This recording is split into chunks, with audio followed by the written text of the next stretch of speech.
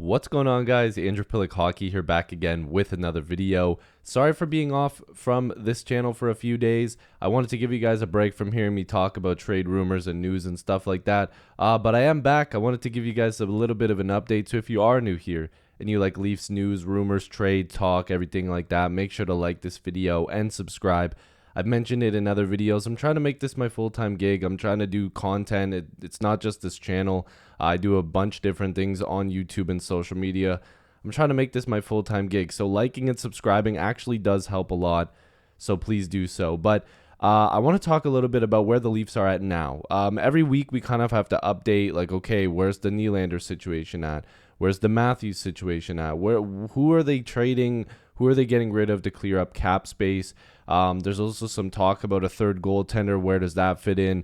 We need to talk about at least some of those things today, and there'll be more videos going forward because I'm starting my vacation soon, which means I'll have more time to do what I love the most, and that is making content. But we need to start with their cap situation. So as you can see, you're seeing that they're in the negative of $493,950 because that includes Muzzin on LTIR and Matt Murray on LTIR. And I sent down Pontus Holmberg and Dylan Gambrell to the minors, right? So it's roughly around here, like give or take probably just below, 600K, even if you long shot it, depending on how the buried cap works out. But it's going to be around negative 500,000 cap space. Like, they don't have it. And I'm not saying this is what the lineup's going to look like, but this is kind of the situation they're in. And you can see there's an extra defenseman here. And the blue line still needs work. And what a lot of people still keep going back to is how are they going to remove this cap space? And the Nylander talks, the Matthews talks kind of play into what the cap situation will be like. Even though they're already signed to a contract this year, they need that deal for the following season.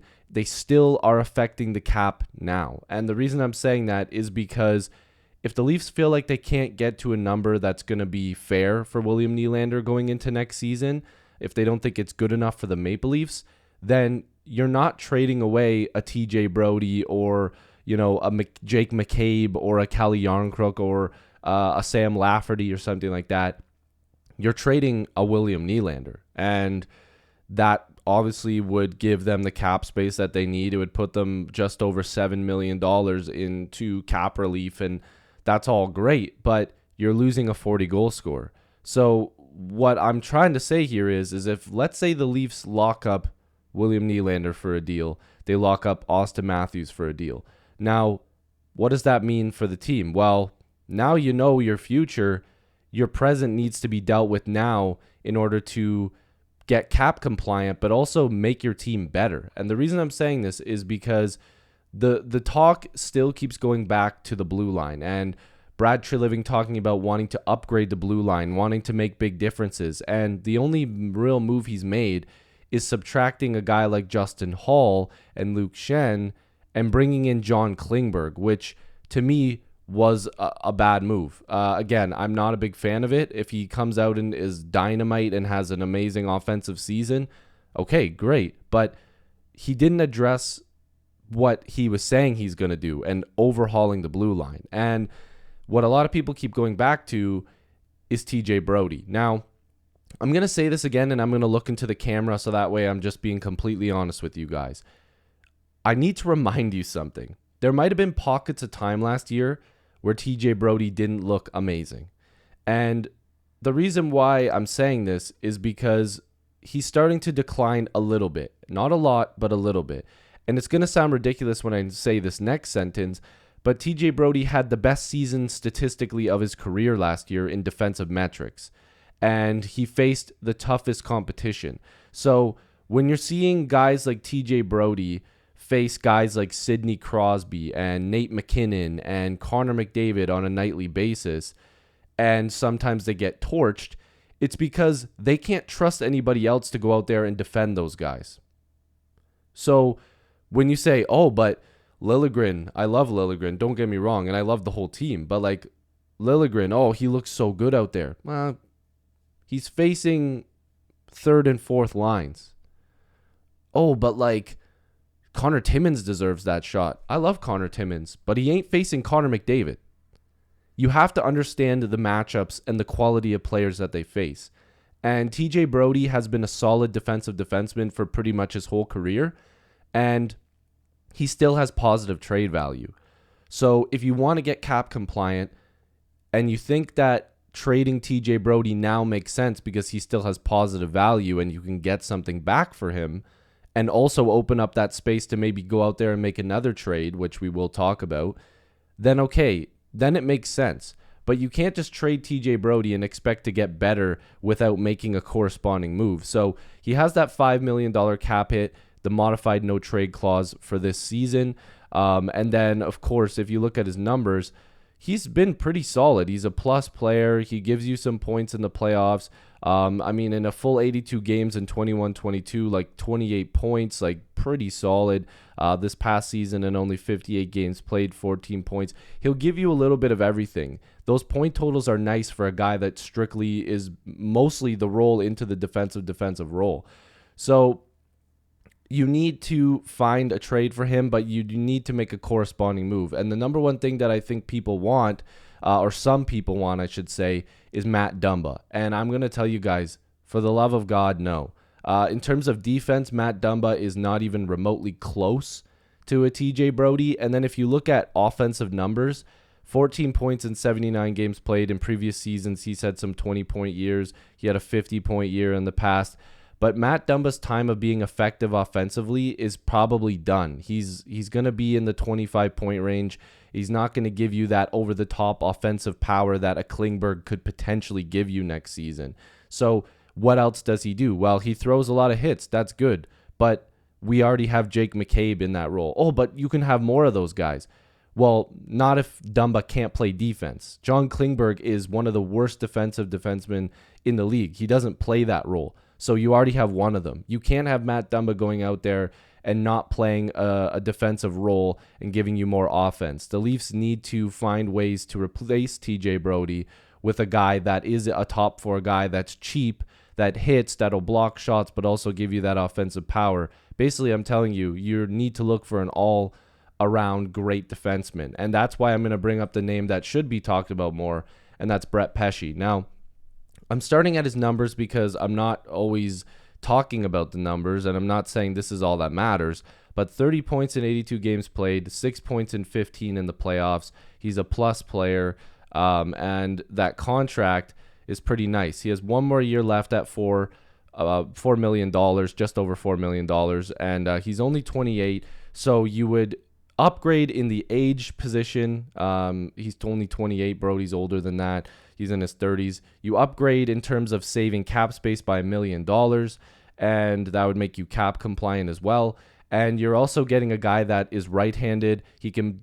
Oh my God, this light is just glitching. Sorry for that. That scared the hell out of me. You get the whole package, right? You get everybody. You get everything. So for me, the Leafs, if they're going to go out there and they're going to trade a TJ Brodie to be cap compliant, which I'm not saying is, gospel and is going to happen, then you have to replace him with a cheaper, better version of him. But that means you're going to be spending more assets. So if you trade TJ Brodie and you acquire a Brett Pesce, it might not be in the same deal, probably won't be. And I'm not saying this is going to happen, but hypothetically, there's a first-round pick involved, there's a top prospect involved, and there's a secondary prospect involved. And that's only for 1 year. You're not guaranteed to lock on to Brett Pesce full-time. You're not going to guarantee he's going to lock in for 7-8 years. You would try, but it's no guarantee. He would be a perfect guy to pair with a Morgan Rielly or a Jake McCabe if you want to go full shutdown. Have a guy that's physical, have a guy that can do a bit of everything, and then let Morgan Rielly and John Klingberg be the worst defensive pair in the league and just full-on run offense. But that's not going to happen. But you have to understand that you can't just... A lot of people just go, well, trade him. But my next question is, then what? You can't just say trade him and then not have an answer. So in terms of clearing up cap space and upgrading your blue line, I think that's the option. And in the title, I also mentioned Matthews and Nylander, and I just mentioned the whole Nylander thing, and if they end up trading him to clear out cap space, and because they don't think a deal's going to get done and something's fractured there. The guy that matters a lot in this is Austin Matthews. And I think the Leafs and Matthews already have a number. It's probably going to be the $13.5 million range. But they're not signing for a reason. And they're not signing because the Leafs have probably said, look, we're not signing you and we're not going to put that number out there yet. Because if you sign first, William Nylander's agent's going to look at us and go, well, he had more points than Matthews last year. We do know he's not a center and he's not as good as Austin Matthews overall in his career. But are we going to sign for $8.5 or $9 million when he's getting $13.5? They're going to say that gap is too big. So what the Leafs want is Nylander, if they're going to hold on to him for 8 years, they're going to say, sure, we'll give you like 9.5. And then they're going to go and sign Austin Matthews right after that because they're going to say, okay, well, now we have the guy at the number we want, and now we can sign Matthews to his humongous 5-year deal. So I'm not really sure what's going to happen there, but Austin Matthews is the key to all of these moves happening. It's the domino effect.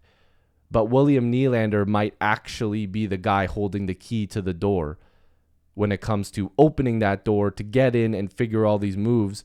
William Nylander might have the key. And I don't know if that's a good thing because it looks like time's ticking. And the Leafs, I don't think they want to go into this season with Nylander unsigned. Because if they go into the offseason and he's an unrestricted free agent, they can't get something done. The cap's going up by like probably $3 million. His number, especially if he goes out there and pots another 40 goal a year, that number is going to raise from 9.5 to 11 million in the open market. And you think I'm nuts, but teams will be using that extra money that they're getting against the cap and trying to sign big name players. And William Nylander, if he goes out there and scores 40 again or even more, he's in that top tier. So we need to figure all that out. Matthews and Nylander could potentially be holding off more moves because I don't think the Leafs are done. I truly don't. And I'm not just saying that from a content creation point. I genuinely don't think they're done. So make sure to like this video and subscribe for more news and rumors from me. Thank you guys so much for watching. Again, I'm trying to make this my full-time gig. So please do like and subscribe. I know so many of you guys watching aren't subscribed. If you're coming back for more and you're not subbed, again, it would just help so much. I love and appreciate you guys as always. Leave some comments down below. Tell me what to make a video on next. And I'll see you in the next video or stream. Peace.